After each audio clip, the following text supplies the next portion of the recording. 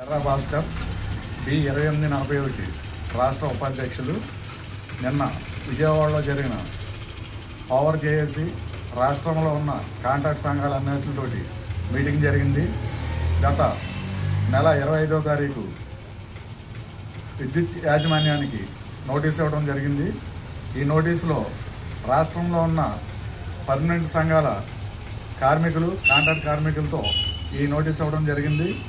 రాష్ట్రంలో జరుగుతున్న మాకు ఇప్పటివరకు ఇవ్వాల్సిన 2022 ఏరియర్స్ బకాయిలు, మరి ఉమ్మడి రాష్ట్రంలో తెలంగాణలో జరిగిన విద్యుత్ కాంట్రాక్ట్ కార్మికులను ఏదైతే రెగ్యులర్ చేశారో అలాగే ఆంధ్రప్రదేశ్లో కూడా రెగ్యులర్ చేయాలని ప్రధాన డిమాండ్తో అలాగే డైరెక్ట్ పేమెంట్ ఇవ్వాలని మరి యాజమాన్యానికి నోటీస్ ఇవ్వడం జరిగింది. ఈ ఆందోళన కార్యక్రమాల్లో భాగంగా ఈ నెల 15వ తారీఖు నుంచి 22వ తారీఖు వరకు ఆందోళన కార్యక్రమాల్లో నిర్వహించడం జరుగుతుంది.